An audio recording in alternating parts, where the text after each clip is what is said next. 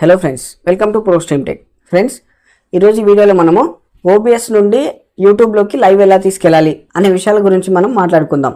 అది ఎలాగంటే మనకు యూట్యూబ్లో లైవ్ డాష్బోర్డ్లో స్ట్రీమ్కి యూఆర్ఎల్ అనేది ఉంటుందన్నమాట. ఆ స్ట్రీమ్కి యూఆర్ఎల్ అనేది చాలా ఇంపార్టెంట్ లైవ్ స్ట్రీమింగ్కి. మనం ఎన్ని సీన్స్ క్రియేట్ చేసుకున్నా, ఎన్ని సోర్సెస్ క్రియేట్ చేసుకున్నా మనము ఆ లైవ్ స్ట్రీమ్కి అనేది యూజ్ చేయకుండా ఉంటే మనం మన యొక్క లైవ్ స్ట్రీమింగ్, మన యొక్క కంటెంట్ అనేది మనం యూట్యూబ్లోకి తీసుకెళ్ళలేము.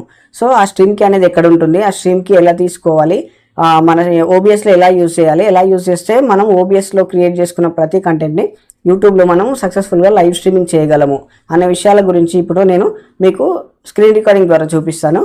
రండి. ఇప్పుడు మనము ఏ ఛానల్లో అయితే లైవ్ స్ట్రీమింగ్ చేయాలనుకుంటున్నామో ఆ ఛానల్ యొక్క ఛానల్ ఓపెన్ చేసుకోవాలి. యూట్యూబ్ ఛానల్ చూడండి, ఇది నా ఛానల్. సో ఛానల్లోకి రాగానే ఇక్కడ మీకు క్రియేట్ అనే సింబల్ కనిపిస్తుంది కదా, దానిపైన క్లిక్ చేసి ఇక్కడ గో లైవ్ అని ఉంది కదా, దానిపైన క్లిక్ చేయాలి. దానిపైన క్లిక్ చేస్తే మనకు లైవ్ స్ట్రీమింగ్ డాష్బోర్డ్ అనేది ఓపెన్ అవుతుంది. సో మనకు లైవ్ స్ట్రీమింగ్ డాష్బోర్డ్ అనేది ఓపెన్ అయింది కదా ఫ్రెండ్స్. ఇక్కడ చూడండి, connect your encoder to go live అని ఉంది కదా. ఇక్కడ అంటే మన ఎన్కోడర్ అంటే ఓబిఎస్ని కనెక్ట్ చేయండి. కనెక్ట్ చేస్తే మీకు లైవ్ స్ట్రీమింగ్ అనేది వెళ్తుంది అని చెప్తుంది అనమాట అది. సో అది ఇలా నేను ఇప్పుడు చెప్పాను కదా, స్ట్రీమ్కి అండ్ యూఆర్ఎల్ అని. ఇక్కడ చూడండి, learn how to use encoders అని ఉంది కదా, దానిపైన క్లిక్ చేస్తే ఇక్కడ చూడండి మీకు రెండు కనిపిస్తాయి, స్ట్రీమ్ యూఆర్ఎల్, స్ట్రీమ్కి. ఇక్కడ చూడండి అక్కడ చెప్పింది కూడా పేస్ట్ ఇన్ ఎన్కోడర్ అని ఉంది కదా. సో అయితే ఫస్ట్ మనం ఏం చేయాలంటే ఇది యూఆర్ఎల్ని కాపీ చేసుకొని మనం ఓబిఎస్లోకి వెళ్ళిపోవాలి. ఓబిఎస్లోకి వెళ్ళిపోయి సెట్టింగ్స్ ఓపెన్ చేసి ఇక్కడ స్ట్రీమ్ అని ఉంది కదా ఫ్రెండ్స్, ఇక్కడ స్ట్రీమ్లోకి వెళ్తే మనకు డిఫాల్ట్గా ట్విచ్ అని ఉంది ఇక్కడ. సో మనం ఇక్కడ క్లిక్ చేస్తే కస్టమ్ అని వస్తుంది. కస్టమ్ పైన క్లిక్ చేసుకుంటే మనం అనేది ఇక్కడ యూఆర్ఎల్ని పేస్ట్ చేసుకోవాలి. తర్వాత మళ్ళీ సేమ్ ఇక్కడికి వచ్చి ఈ స్ట్రీమ్కి అనేది కాపీ చేసుకోవాలి ఫ్రెండ్స్. అయితే ఒక ఇంపార్టెంట్ విషయం ఏంటంటే స్ట్రీమ్కి అనేది ఎప్పుడు కాన్ఫిడెన్షియల్గా ఉండాలన్నమాట.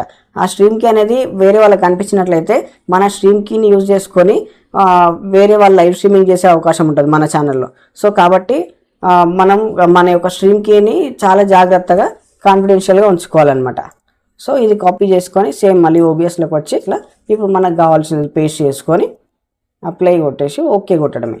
ఇప్పుడు మనకు మన ఎన్కోడరు యూట్యూబ్ ఛానల్కి అనేది కనెక్ట్ అయిపోయింది.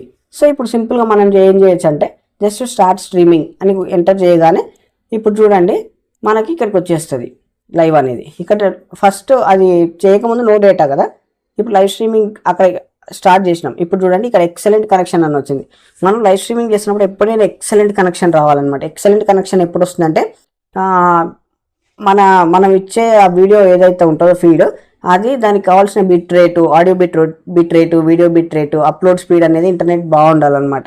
సో అవి ఎలా అనేది నేను ముందు వీడియోలో మీకు చెప్తాను. బిట్ రేట్ అంటే ఏంటి, ఎంత బిట్ రేటు, ఇంటర్నెట్ ఎట్లా ఉండాలి, అప్లోడ్ స్పీడ్ ఎంత ఉండాలి, డౌన్లోడ్ స్పీడ్ ఎంత ఉండాలి, ఎంత అప్లోడ్ స్పీడ్ ఉంటే మనం ఎంత బిట్ రేట్ పెట్టాలనే విషయాలు కూడా నేను రాబోయే వీడియోలో క్లియర్గా ఎక్స్ప్లెయిన్ చేస్తాను.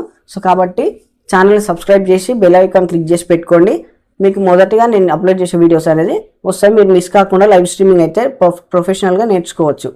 ఇక్కడ చూడండి ఫ్రెండ్స్, ఇప్పుడు మనకి ఇక్కడ మన ఓబిఎస్లో ఉండే ఇదంతా మనకు వచ్చేసింది చూడండి, చూస్తున్నారా?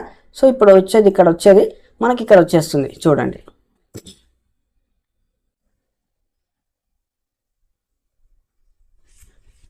సో ఫ్రెండ్స్, ఇది అన్నమాట వీడియో.